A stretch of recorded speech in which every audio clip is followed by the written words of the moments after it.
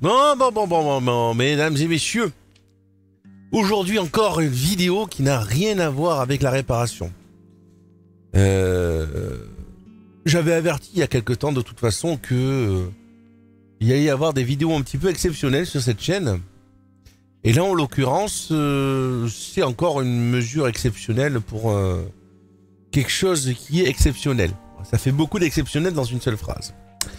Vous allez comprendre.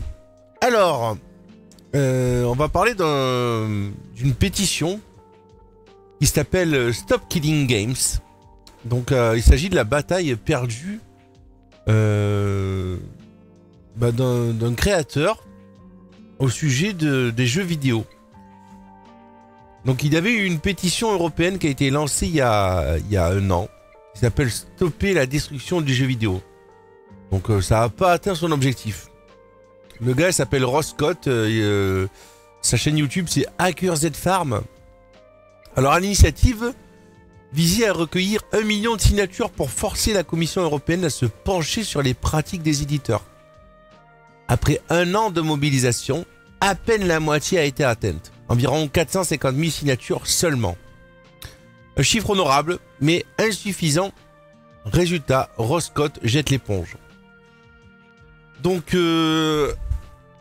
vous savez que moi j'ai toujours été pour la préservation des jeux vidéo. Et là, en l'occurrence, les éditeurs, s'ils veulent en fait, on parlait des serveurs coupés. Que je parlais pour la vidéo précédente sur la Nintendo. Des serveurs coupés, des jeux qui disparaissent, que tu avais acheté ou des trucs comme ça. Ben là, c'est à peu près pareil, c'est au sujet de la préservation. Le gars, enfin, carrément, le rêve d'un jeu préservé, accessible légalement, ben, c'est fini, quoi. Donc, le combat de Ross Scott, c'était simple, mais fondamental. Empêcher que des jeux achetés légalement soient rendus injouables.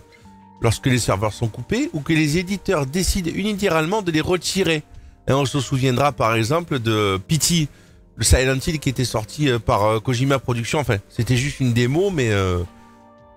qui était sur les serveurs qui étaient édités par Konami jusqu'à ce que Kojima se fasse jarter de Konami. Il ne s'agissait pas d'exiger un support éternel, mais de garantir que les jeux restent fonctionnels, même après leur fin de vie commerciale. Malgré ces efforts colossaux, vidéos, conférences, interviews, campagnes de sensibilisation, l'initiative Stop Killing Games n'a pas trouvé le relais espéré du grand public. Ni d'autres figures majeures du web. Pire encore, certaines personnalités comme Pirate Software a activement saboté le projet, en dénaturant les propos de la pétition et en diffusant de fausses informations. Donc il n'y a pas que moi qui me battais, il y avait aussi Conquerax qui se battait pour la préservation du jeu vidéo, hein. Et bien d'autres, Life is a Video Game, plein de gens se battent pour la préservation du jeu vidéo, quoi.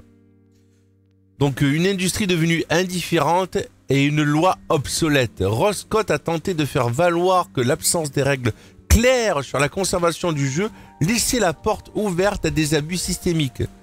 Mais comme il dit lui-même dans sa dernière vidéo, les entreprises ont juste commencé à vous retirer vos achats, personne ne les a arrêtés et peu à peu, c'est devenu la norme.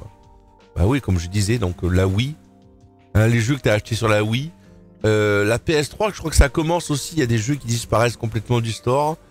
Même si tu les as achetés, je crois que tu peux plus les retélécharger. Enfin, c'est... voilà, quoi. Et Xbox 360. Et il faut bien le reconnaître, cette dérive ne date pas d'hier. Aujourd'hui, un jeu acheté en dématérialisé ne vous appartient pas réellement.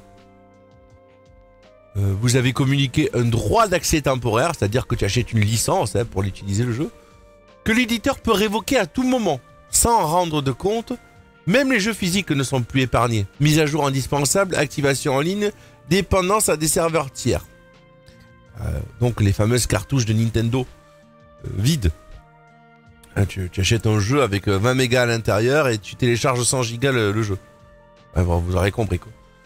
Donc je vais faire mon petit constat personnel, mesdames et messieurs. Donc c'est la fin d'une époque, ça c'est clair et net, et c'est une mémoire qui est en péril. La pétition est un échec. Donc, en clair, l'éditeur se réserve le droit de ne plus assurer aucun support, même si le jeu n'est plus édité depuis longtemps. Donc en gros, si t'as acheté un jeu il y a 20 ans sur PS2, ben tant pis pour toi, quoi. À moins d'avoir ta PS2 qui fonctionne, mais faut pas oublier que les formats CD, c'est pas immortel. Hein, comme les cartouches et tout ça, quoi. Et comme les jeux qu'on achète ne nous appartiennent pas vraiment, il faut se préparer à une disparition massive du patrimoine vidéoludique dans les années à venir. Qu'ils soient physiques ou dématérialisés, beaucoup de jeux vont tout simplement disparaître.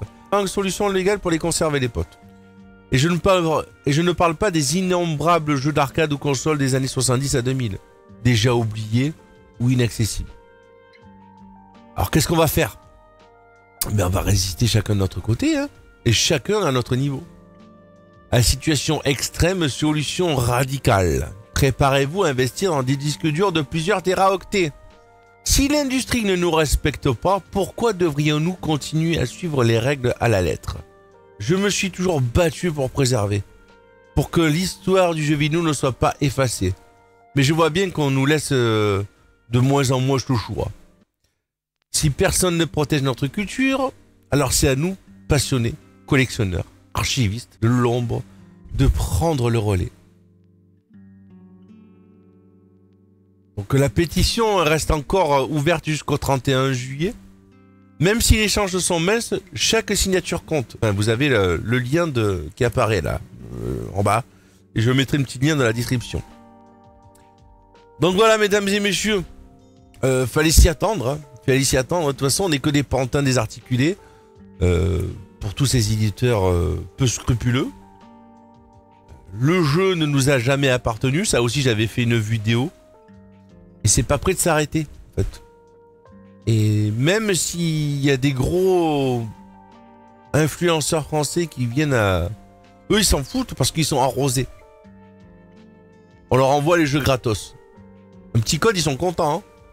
Mais toi, le gueux qui est derrière, là, t'es oublié. On ne pense plus à toi. Donc, ben voilà. Qu'est-ce que vous en pensez? Ben dites-moi-le dans les commentaires. Donc vous inquiétez pas, j'ai pas abandonné les réparations, mais juste que j'ai envie de temps en temps un petit peu à réagir à cette actualité vidéo et ludique qui nous concerne tous, nous fans de jeux vidéo. Et j'espère que vous l'appréciez. Voilà, c'est un petit flash concis mais explicite. Allez, des gros bisous à tous. À la prochaine pour une prochaine vidéo. Et ne vous inquiétez pas, la semaine prochaine je vous ferai une vidéo de réparation. Je sais pas encore sur quoi, mais ça y sera. Mais bon, j'ai décidé un petit peu d'intervenir et pas laisser de côté... de pas laisser de côté tout ça, quoi. Voilà, voilà. Allez, ciao tout le monde.